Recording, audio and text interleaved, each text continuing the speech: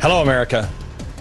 Last night, we only got through, I think, what we had planned for the first 10 minutes of the program. But there is so much going on, and this is very important, that I want to take you through all of this carefully and slowly. I don't know if we're going to make it to the end of this program tonight either, but we will give it our best shot. What I want to try to show you is what I said to you on the very first show that I did here at Fox News, and that is the problem with the news is they look at individual stories, and no one ties it all together. And I know that immediately makes you into somebody with a tinfoil hat. Or does it? Or does it? I want you to listen carefully, please, and DVR this show, and remember what I tell you. I will be held responsible. Believe me, nobody's going to forget the things that I said if I'm wrong.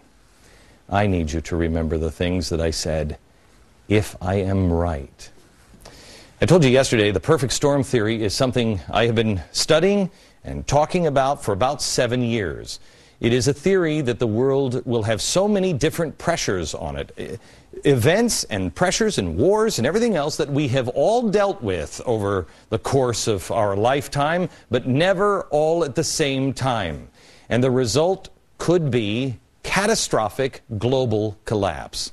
I believe that we are headed in that direction. If I'm wrong, crucify me more than you already do.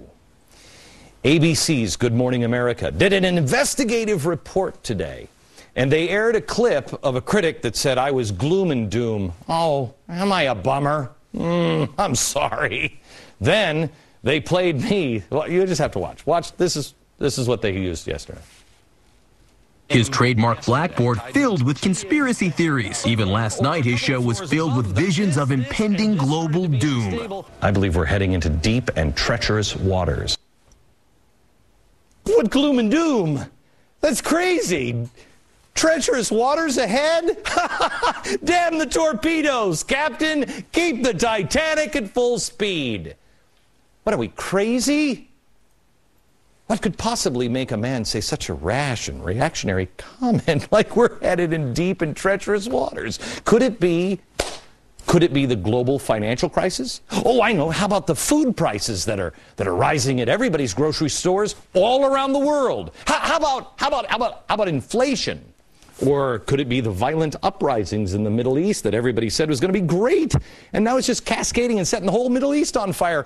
Strangely, all around all the oil wells. Don't worry about that. There's always plenty of oil. We've got some here. Of course, we're not drilling for it anymore, but don't worry about it. Could it be the radical hardline Islam grabbing power in the Middle East and teaming up with socialists now in Europe?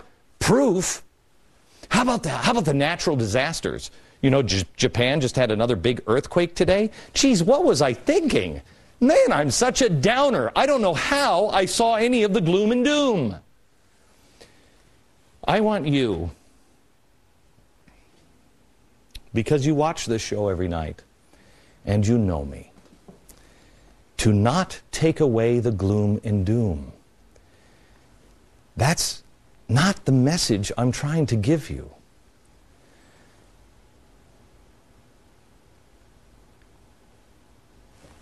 I started doing this show for a reason. To try to stop the cascading. I remember I was on the radio 3 years ago and I said, gang, get off of the highway. Get off of the highway. We're passing all of the exits. We've had many exits. I don't believe there are exits left. What's coming is going to be bad. Our reaction to it is what turns us off or not. All I'm trying to do is to prepare you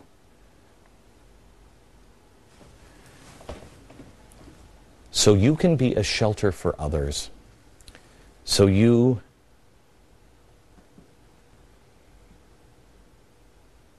can help. Because a lot of people have been listening to these dopes on all these other channels saying it's not a problem. And all they will do, I promise you this, remember these words. When these things come to pass, all they will do is point fingers.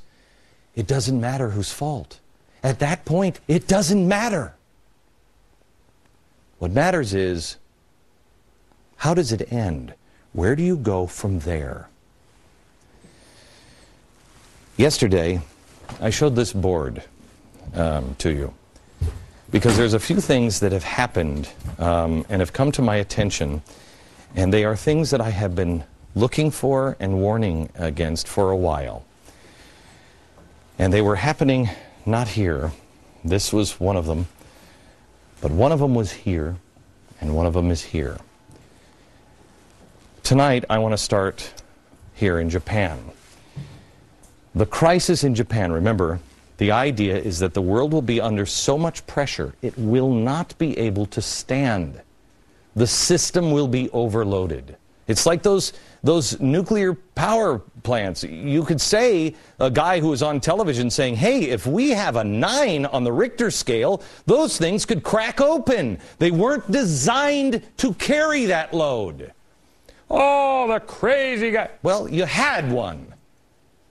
So now, are we going to stand around and point the finger, or are we going to figure out how to fix it?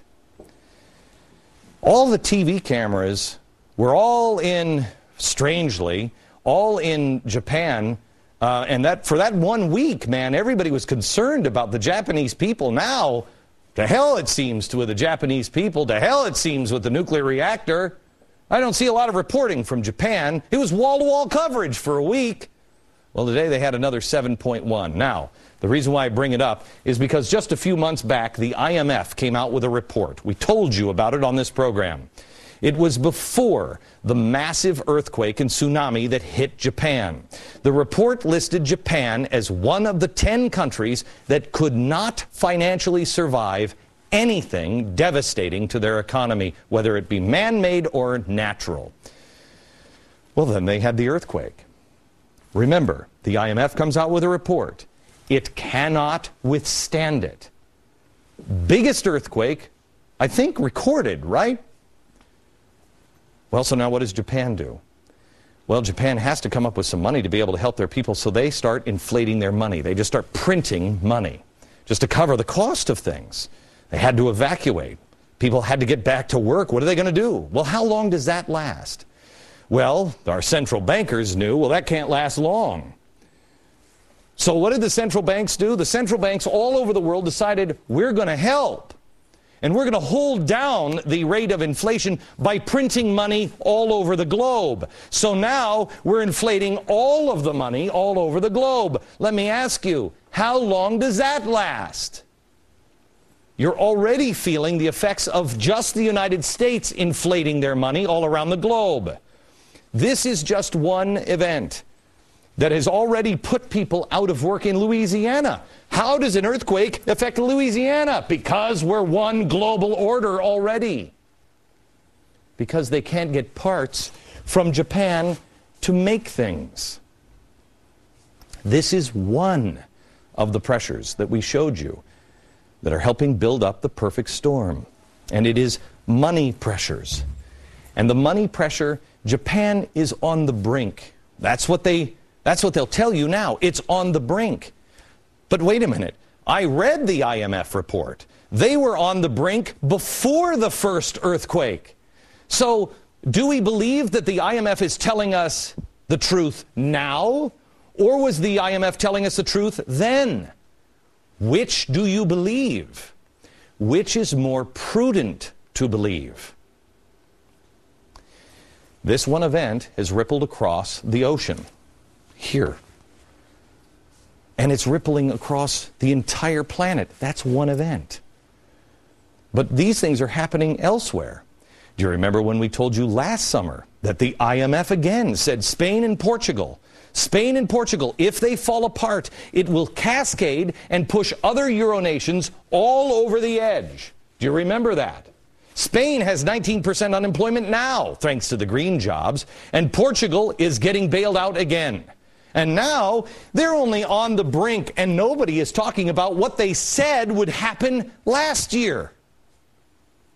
So what's it going to take to push them over? And once Europe's financial crisis spread, well then, will you see bank failures and government failures? And will you see more inflation or less inflation? This is the question that I want you to ask yourself. The events of the world, do not read them the way the papers and the television shows want you to read things, that it's an isolated incident. It is not. It is not. It is not coordinated, but they are additional problems. Look, if you're struggling at home and you're about to lose your house, and all of a sudden your car breaks down, is that the mortgage company conspiring against you? No. No. But now you have the car that you have to pay for, and you don't have the money for your house. Things compile. You have to ask yourself, with the news of the day, are we headed in a direction that is more stable or less stable? That rise in inflation leads to a rise of the cost of basic necessities all around the world. Necessities like food. A food crisis which is already being felt all around the globe. People's grocery bills. Do I need to tell you this? How much are you paying for your groceries? Do you remember when the same people who are telling you that I'm gloomy, doomy now, do you remember what they said to you when I said last year, prepare? This spring, I said, inflation would begin to kick in and you would have problems at the grocery store. Do you remember that? Well, why is inflation happening? Well, there's several factors. High energy prices. Why is there high energy prices? Well, we're not drilling. We have the Middle East on fire. Has anybody noticed that the fires that they're setting, the revolutions are happening around the oil fields? And nobody seems to care. I don't hear anybody even talking about that. Meanwhile, America is burning her food for fuel. Something I talked about probably 5 years ago. I said we are going to be remembered as a suicidal people, burning our own food for fuel. And we're not alone. China is burning 98% of the world's cassava chips to make biofuel. Cassava is the third largest source of carbohydrates for meals in the world. Third, 98% burned in cars. Suicidal? Smart? In a time of a food crisis, does it make it more stable or less stable? The price has doubled since 2008 because it's being burned for fuel. And while we're at food, do you remember when I told you about Cass Sunstein pushing for more regulation on food, making it more and more difficult, making it more difficult on farmers, on producers? It would drive the cost of food up. Do you remember that episode? Well, now, try this one on for size. Cass Sunstein and the FDA are now questioning the rights, this will blow your mind, the rights of families to, quote, produce and obtain and consume the foods of their choice. They go on to say, quote, there is no deeply rooted historical tradition of unfettered access to foods of all kinds. To the contrary, society's long history of food regulation stretches back to the dietary laws of biblical times. So now we have Cass Sunstein and the radicals in Washington actually quoting the Bible and suddenly finding Moses important. I can't write this stuff. So we have people struggling to get food, struggling to heat their home or cool their home because energy prices, what is it the president said, will necessarily skyrocket, or fill their cars up with gas. It makes people vulnerable to any kind of instability. Our own citizens are destroying our infrastructure, collapsing our banks, redesigning the globe, crippling our energy. The left is uniting with Islamists. The DOJ, have you heard anything from the arrests with the DOJ? Is anybody following up on that one? We have the left and Islamic radicals busted for working together. Someone should tell Good Morning America to stop investigating me and my situation of how what my future is going to be, and maybe start investigating on what the hell is happening in our world. I'm sorry, is that too gloom and doom for Good Morning America? The president said yesterday that he understands. He remembers what it's like to pump his own gas. Well, how big of you, Mr. President. The message was clear. Get used to it. So let's put this piece of the puzzle together here. You're going to have people struggling for food, not just here, but all over the world. We are behind the curve. Food, fuel, jobs, their money that they've worked their whole life for. What you have in your bank account is worth less and less every single day because we are inflating the money. They are stealing it from you. And it's happening all over the globe. It's not just us. Does that make a country more or less stable? You tell me. Now, imagine that there are people, whether it be for money or religious reasons or for power or political reasons, whatever it is, maybe some of them are just nuts. People are intentionally pushing the world over the edge. They're taking the crisis. I mean, I wanted to point out to Good Morning America today, that really, I wanted to point these things out to you and use Good Morning America as an example. Because when these things happen, I want you to clearly remember the people who told you, the same people who told you, don't worry about Fannie and Freddie. Don't worry about illegal aliens signing up for loans that they can't afford. Don't worry about Van Jones, a 9/11 truther in the White House. He's not there. Don't worry about Obamacare. It's going to make things better and easier for your doctor. Don't worry about raising the debt. Don't worry about shutting down the Gulf oil. Don't worry about Jeremiah Wright. He didn't even listen to his preacher. Don't worry about closing Gitmo. Don't worry. He's not divisive. He's not in bed with the unions. Special interests. Nothing's going to come of GE. What? Don't worry. Those same people that told you those things then are the same exact people who are telling you today, don't worry. Don't worry. These things won't happen. I pray every night that they are right. But if they are wrong, hear me now. Please remember these words. If they are wrong, don't worry. With God and values and principles and the Constitution and each other, if we stick to what has gotten us this far and we stick together, we will be fine. It will be tough because one of the other pressures that is building in this perfect storm is political unrest. People putting things together. Who could possibly be putting any kind of architecture in? Political unrest. We go there next.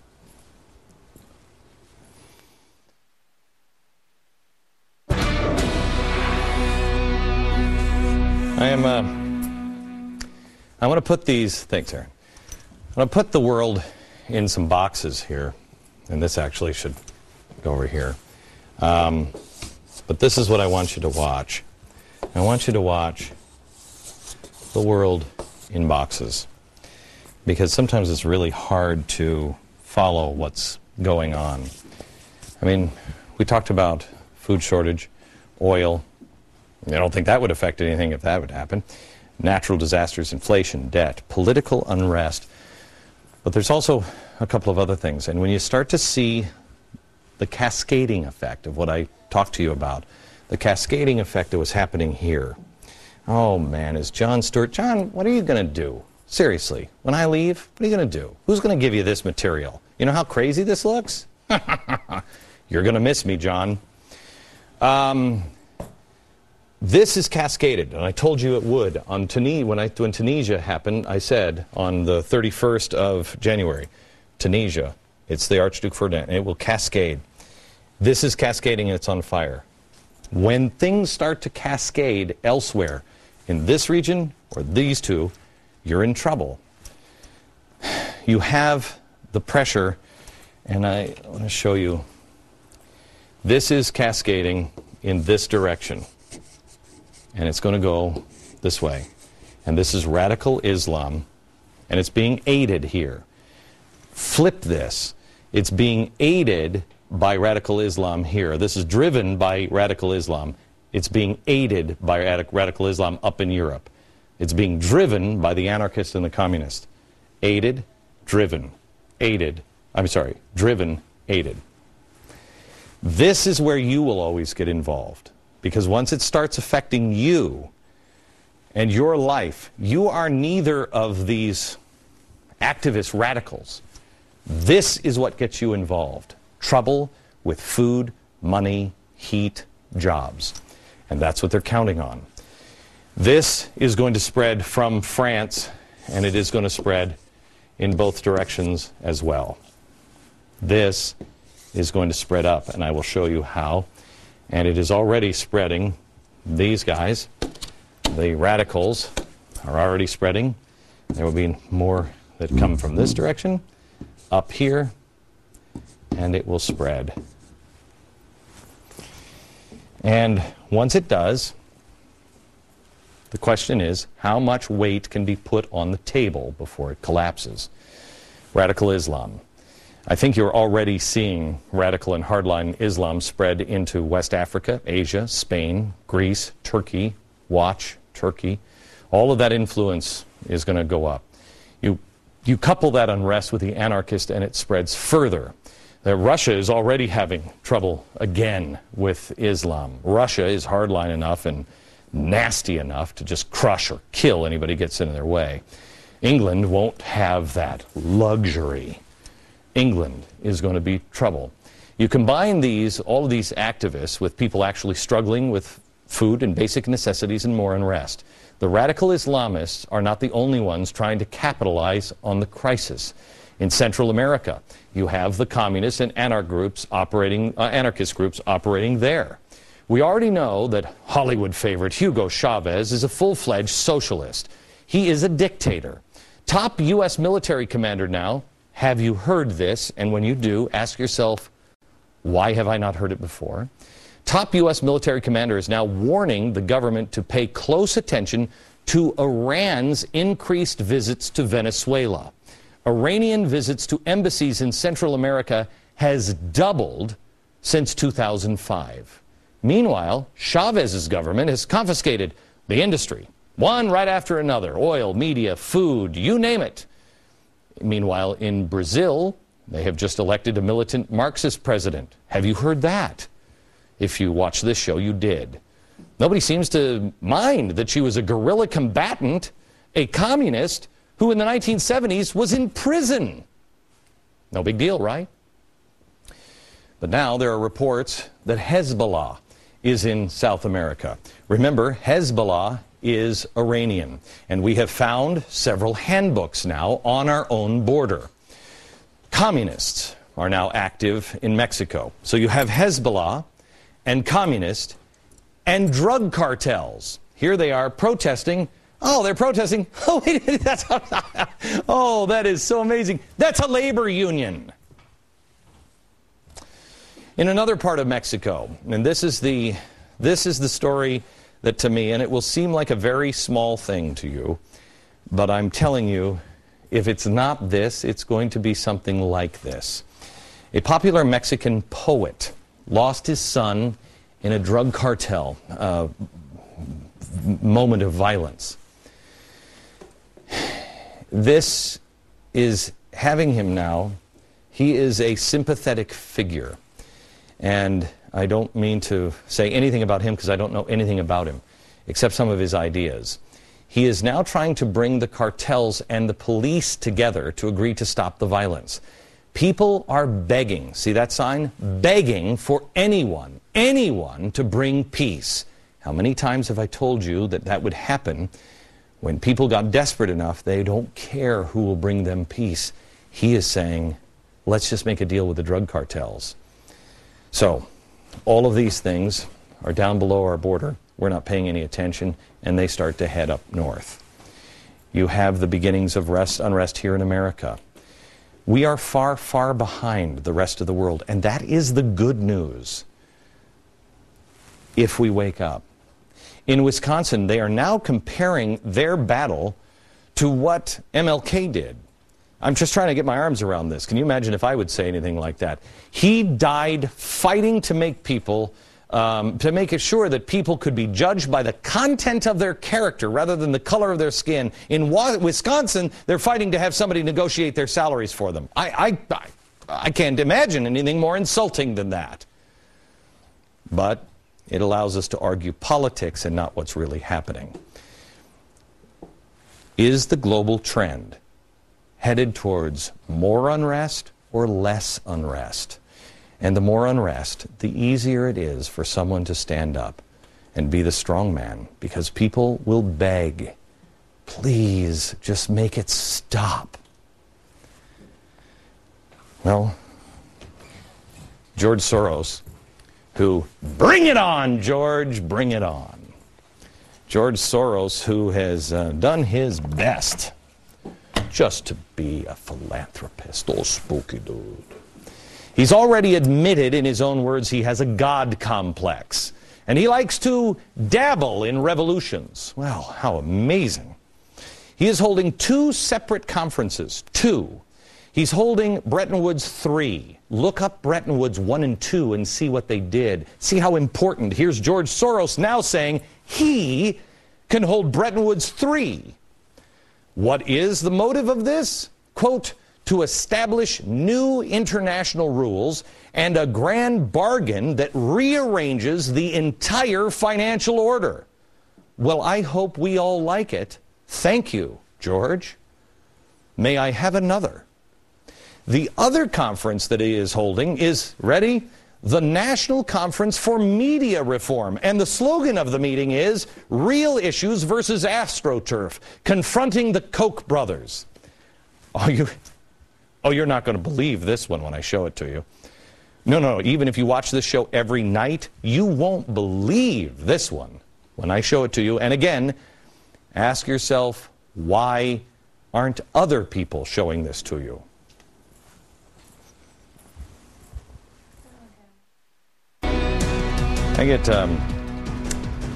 I studied Orson Welles. I'm a big fan of his. He taught me everything I need to know that is good, never give up, and everything that is bad, sometimes give up. He went after, what's his name, William Randolph Hearst with Citizen Kane, and it destroyed him. I'm sorry, George, you're not my rosebud. George Soros is, I think, an evil dude. Evil dude. I get so frustrated with him because, for instance, I just saw on the Time most influential people in the world, the 100 most influential people or something, this website thing. It means nothing because it's a vote, but I think I'm like number 5, or that's what it was around noon. I was number 5. You know who's not even on the list? Not even a candidate. Time magazine didn't even think George Soros should even be on the list. So now he's up doing Bretton Woods 3 to restructure our global finance, all of the rules. But he's not influential at all. And the media. Now here he is. He's going after AstroTurf and billionaire activists. You want to talk about the pot calling the kettle black? It's like the whole pot community. George Soros is upset about fake grassroots.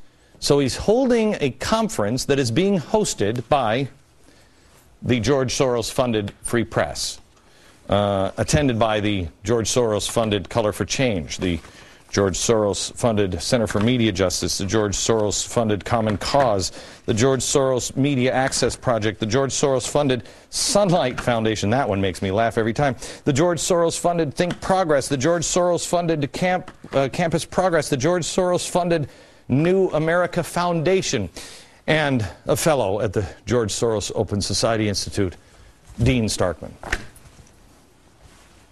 I mean, you got to be kidding me. You got to be kidding me. Honestly, it looks like he is now just taking pictures of our chalkboards and holding conventions. That's all it is. You can't make this stuff up, and he's complaining about the fake grassroots. It's being held in the social justice and movement building. Other attendees include Democracy Now!, The Nation, Nancy Pelosi, Socialist U.S. Senator Bernie Sanders, FCC commissioners, this should bother you, Mignon Clyburn, Jane Clyburn's daughter, and Michael Copps. Hundreds of others are in attendance. Invitation only. Have you know, invitation only. So at least there is no one of any influence going to any of this or anything. There's no one pushing or shaping. Or is it that no one will show you? My problem is neither of those. My problem is this. Where are the leaders anywhere in the world? Where is Winston Churchill? Where is anyone standing up for freedom? You know why they're talking about the Koch brothers all the time? Koch brothers look like romper room compared to Soros and the Tides Foundation. They're talking about the Koch brothers because they need to intimidate anyone with any kind of money or any kind of voice and say, sit down. They want control. All of these people just want control. It doesn't matter. You could be talking about Ahmadinejad. He doesn't agree with George Soros. Ahmadinejad wants control, and so does George Soros for entirely different reasons. They're not working together. It's just that the world is up for grabs. And they'll control. He'll say he's controlling because it's for your own good. You need to be regulated. And we have once again become complacent with freedom. We have forgotten how quickly freedom can be snatched away. Do you remember what you felt like on 9/11? Do you remember being driven? You might not have picked up a Bible in I don't know how many years. I was one of them. And we all realized, oh my gosh, this could be over like that. It's 10 years later, and it's September 10th, 2001 all over again. And this time, it's the whole world up for grabs. It's a tinderbox. And even our religions are upside down. Watch yourself. Somebody wrote me, and I can't remember. What was the name, Joe, of that organization in Ohio that's going from church to church? Do you remember? I can't remember. I'll show it to you probably tomorrow, Monday, I think. They're going to Ohio, funded by this guy. Ronald Reagan did not sit down when he was told, don't tell him to tear down the wall, don't call him an evil empire. He didn't sit down. He called evil by its name, and he spoke it and said, do it. Winston Churchill did not sit down when he lost everything. They practically threw him out of the building because he said, the Germans are building an army against us. Well, gang, there is evil at our front door. It is in our house. They're in our living room. We're sitting there looking at them. We're talking to them. And everyone is saying, sit down. An army is being built, whether it be a global army of finance, food, energy, jobs, real weapons, religion. You must not sit down. Because just like there was another earthquake today in Japan, there will be another earthquake, a tipping point, whether manufactured or real, and it will push our world over the edge. I believe that moment could begin next month in Israel. That is when the flotilla sets sail. Whether it is next month or not, it is coming. You're already seeing the edges of it here in America, the seeds of anti-Semitism. Well, Soros's people call me an anti-Semite. Let me show you what it looks like. A pipe bomb in Santa Monica today. Whether it is earthquakes by God or by man, batten down the hatches, remain standing, and build lifeboats for others, because others will join. I want to show you something exciting. It's exciting. I like to call it Gog and Magog time on the Glenn Beck program. I want to show you some new alliances that if I would have told you this, in fact, I think I did, but if I would have told you that the world was going to start to line up with Iran, you would say that, oh, wait, Remember, this is the pariah of the world. But I want to show you some new alliances, and one you should be quite concerned about. The first one we have is Iran and Turkey. Remember, Turkey is a NATO member. March 30th, 2011, Foreign Minister says he wants to turn over a new leaf with Iran. Well, who doesn't? This past Tuesday, the Foreign Minister said that he's been invited to visit Tehran and that he is planning to accept the invitation at some point. Remember, Iran, this is Iran and Egypt? Or, okay, that's Egypt. Iran thinks that we are the great Satan. Russia and Iran. This one is really important because Russia and Iran, this has never happened. This alliance is a little spooky. After 2009 Russian-Iranian elections, Russia's deputy foreign minister said, "We welcome the Iranian president on Russian soil and see it as symbolic that he made his first visit to Russia. This allows hope for progress in all bilateral relations."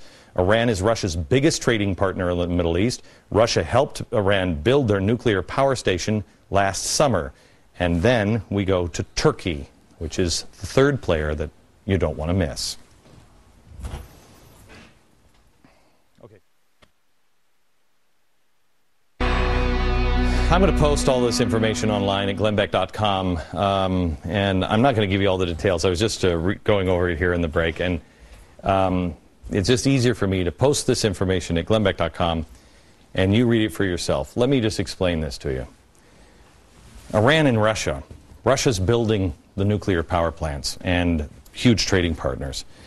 Egypt and Iran. That's Sunni Shia. These two do not get along. They're now buddy-buddy, and it's getting more and more cozy. Russia and China and Saudi Arabia. Saudi Arabia is so upset with us right now and our president that Saudi Arabia is negotiating a deal with China for their oil. What do you think is going to happen with that one? And these three are really critical. Nobody ever thought these countries could come together and form any kind of alliance. The reason I say nobody ever thought it is because people have been looking for these three to bring an alliance together for thousands of years. Well, since the book of Revelation said that Gog and Magog would come together. This is the alliance of Gog and Magog. Does that mean anything? I don't know. But let me ask you this. Do these countries seem friendly to the United States? Are these countries aligning themselves together, make our world, our Western way of life, more stable or less stable? Do they lead to higher gas prices, lower gas prices? More people killed, less people killed? More freedom or less freedom? Less corruption or more corruption? That's all I'm asking you to do on this program, is just look at things objectively. Stop listening to the clowns who have told you things like Fannie and Freddie is going to be fine. And start listening to your gut. Do your own homework. Back in a minute. Tomorrow is a very important show I don't want you to miss. It's time to take a stand for our friends in Israel. And then next week, actually, I think tomorrow, I'm going on comedy tour all across the country. Find out all the information at glennbeck.com. I'd love to see it. From New York, good night, America.